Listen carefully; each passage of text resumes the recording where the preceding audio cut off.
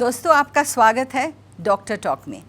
मैं पूनम ढिल्लन आपके लिए लेकर आई हूँ डॉक्टर टॉक की एक ख़ास सीज़न, जिसमें हम बात करेंगे लैप्रोस्कोपिक सर्जरी यानी दूरबीन से ऑपरेशन के बारे में। आज के बदलते समय में जहां टेक्नोलॉजी ने हमारे आसपास सब कुछ बदल दिया है, वहीं चिकित्सा के क्षेत्र में ऑपरेशन पद्धति में भी टेक्नोलॉजी के आगमन से क्रांतिकारी परिवर्तन हुए हैं। ऐसा ही एक परिवर्तन है लेप्रोस्कोपी या की होल या दूरबीन से सर्जरी। 1901 में ड्रेसडन, जर्मनी के जॉर्ज किलिंग ने कुत्तों में पहली बार लेप्रोस्कोपिक प्रक्रिया की और 1910 में स्वीडन के हंस क्रिश्चियन जैकोबियस ने मनुष्यों में पहला लेप्रोस्कोपिक ऑपरेशन किया। इसके बाद इस प्रक्रिया को आगे बढ़ाने का काम तेजी से चलने लगा। सन 1990 के बाद से ये तकनीक मरीजों के लिए वरदान साबित हो रही है एवं समय समय पर इसमें बड़े बदलाव भी आ रहे हैं, जैसे हाई डेफिनेशन, रोबोट द्वारा सर्जरी, सिंगल पोर्ट यानी केवल 3 सेंटीमीटर के नाभि पर एक चीरे से सर्जरी, जटिल ऑपरेशन के साधन, 3D तकनीक, जिससे इस तकनीक का इस्तेमाल मरीजों के लिए बहुत लाभदायक साबित हो रहा है। और दूरबीन की सर्जरी के बारे में बात करने के लिए हमारे साथ हैं देश के जाने माने laparoscopic surgeon doctor R.K. Mishra, world laparoscopy hospital Gurgaon से। Doctor R.K. मिश्रा लेप्रोस्कोपिक और रोबोट सर्जरी के सबसे अनुभवी प्रोफेसर हैं, जिन्होंने पिछले 17 सालों में 108 से ज्यादा देशों से 7000 से अधिक सर्जन और स्त्री रोग विशेषज्ञों को प्रशिक्षित किया है।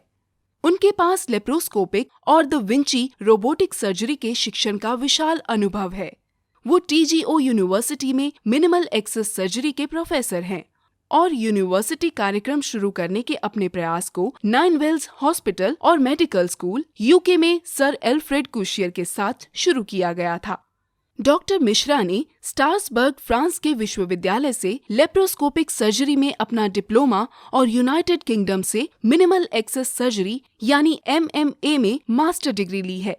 यूनाइटेड किंगडम में अपने काम के दौरान डॉक्टर मिश्रा ने लेप्रोस्कोपिक सर्जरी के कार्य प्रदर्शन में सुधार के लिए optimum shadow casting illumination technique की खोज की है और उनका शोध अब 11 लेप्रोस्कोपिक उपकरण कंपनियों द्वारा आदर्श छाया कास्टिंग टेलीस्कोप बनाने के लिए उपयोग किया जाता है। आज का हमारा सब्जेक्ट है कि हिस्टेरेक्टोमी क्या होती है। हिस्टेरेक्टोमी एक प्रकार की सर्जरी है जिसके माध्यम से महिला के गर्भाशय को निकाला जाता है। गर्भाशय महिलाओं की प्रजनन प्रणाली का अंग है, जो कि बंद मुट्ठी के आकार का होता है। गर्भाशय निकाले जाने के बाद महिला मां नहीं बन सकती तथा इसके बाद मासिक धर्म भी नहीं होता है। यदि महिला की ओवरी नहीं निकाली गई है तो महिला मादा हार्मोन पैदा करती रहेंगी। वर्तमान में यूट्रस को निकलवाने की चर्चा अधिक देखने को मिल रही है। बड़ी उम्र की महिलाएं कई तरह की समस्याओं से जूझती हैं। बच्चेदानी का बाहर निकल आना यानी प्रोलेप्स इनमें एक है। हर 3 में से एक महिला को ये समस्या हो सकती है। ये महिलाओं के लिए गंभीर समस्या है, लेकिन अब लेप्रोस्कोपी या दूरबीन से ऑपरेशन की विधि के द्वारा गर्भाशय को आसानी से ठीक किया जा सकता है। क्यों होती है ये बीमारी और क्या ये बीमारी दूरबीन द्वारा ऑपरेशन से ठीक हो सकती है? ऐसे ही कई सवालों का जवाब डॉक्टर मिश्रा आज हमें देंगे। डॉक्टर साहब, आपका स्वागत है। डॉक्टर साहब, मैं आपसे आज ये पूछना चाहूँगी कि हिस्टेरेक्टोमी क्या होती है और क्या ये लैप्रोस्कोपिक तरीके से की जा सकती है? Hysterectomy, hyster means uterus, tomy means काट के निकालना। तो यूट्रस को काट के निकालने की ज़रूरत काफ़ी एक आम समस्या है और उसकी ज़रूरत पड़ती है।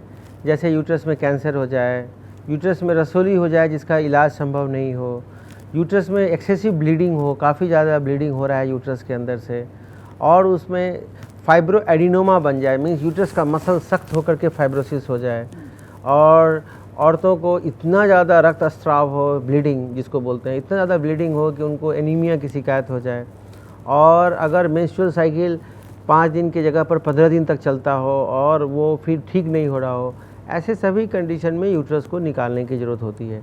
कभी कभी यूट्रस को निकालने की ज़रूरत ऐसे कंडीशन में भी होती है जब यूट्रस प्रोलैप्स हो जाता है। जैसे आजकल गांव में अनअटेंडेड डिलीवरी होता है। अनअटेंडेड डिलीवरी जैसे दाई होती है या कोई डॉक्टर नहीं रहता है तो उसमें यूट्रस प्रोलैप्स होता है। यूट्रस जिसको बच्चादानी नीचे खिसकना बोलते हैं, तो वैसे कंडीशन में भी लैप्रोस्कोपी से उसको ठीक कर सकते हैं, लेकिन कई स्थिति में अगर ओल्ड एज फीमेल है तो उसमें यूट्रस को निकाल ही देना पड़ता है, तो उसी को हिस्टेक्टोमी बोलते हैं। और लैप्रोस्कोपी से इसका इलाज 100% संभव है। उसमें केवल 3 छोटे छोटे छेद से लैप्रोस्कोपी से यूट्रस को आप निकाल सकते हैं। थैंक यू डॉक्टर साहब। तो चलिए सवाल देखते हैं। सबसे पहला सवाल आया है मेरठ से संगीता का, और वो कह रही हैं कि उनकी उम्र 50 साल है और उन्हें बहुत एक्सेसिव ब्लीडिंग होती है हर महीने, तो डॉक्टर ने शायद सजेस्ट किया है हिस्टेक्टोमी के लिए। वो जानना चाहती हैं कि इसको पेट काट के करना पड़ेगा कि लैप्रोस्कोपिक तरीके से की जा सकती है। लैप्रोस्कोपी से की जा सकती है और लैप्रोस्कोपी से ही अच्छा होगा।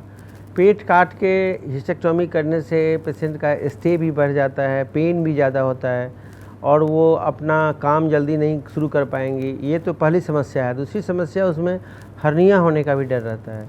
अगर टाँके टूट गए तो फिर हर्निया भी हो जाएगा। लैप्रोस्कोपी से हिस्टेक्टोमी करीब 1-1.5 घंटे में हो जाता है और नेक्स्ट डे पेशेंट घर वापस जा सकता है। तो मेरे हिसाब से आजकल तो मेट्रो सिटीज़ में और बड़े सिटीज़ में ऑलमोस्ट ओपन हिस्टेक्टोमी बंद हो चुका है। हम लोगों ने अभी करीब 8-10 साल में कोई भी ओपन हिस्टेक्टोमी किया ही नहीं है। और अगर आप किसी भी बड़े हॉस्पिटल में देखें तो ओपन हिस्टेक्टोमी ऑलमोस्ट बंद है, वो केवल छोटे शहरों में हो रहा है। इसलिए मेरी सलाह है कि वो लैप्रोस्कोपी ही करवाएं। डॉक्टर साहब, हमारा दूसरा मेल जो आया है वो औरंगाबाद से मीनाक्षी गोडबोले का है, और उनका कहना है कि उनकी माँ को यूट्रस में कैंसर हो गया है और इसके लिए उन्हें हिस्टेक्टोमी के लिए कहा गया है, पर उनकी उम्र 65 इयर्स है और उनका वज़न लगभग 80 किलो है। और इस स्थिति में क्या उनके साथ लैप्रोस्कोपिक सर्जरी कर सकते हैं? हाँ, बिल्कुल कर सकते हैं। वो कैंसर के स्टेज में उसको रेडिकल हिस्टेक्टोमी बोलते हैं।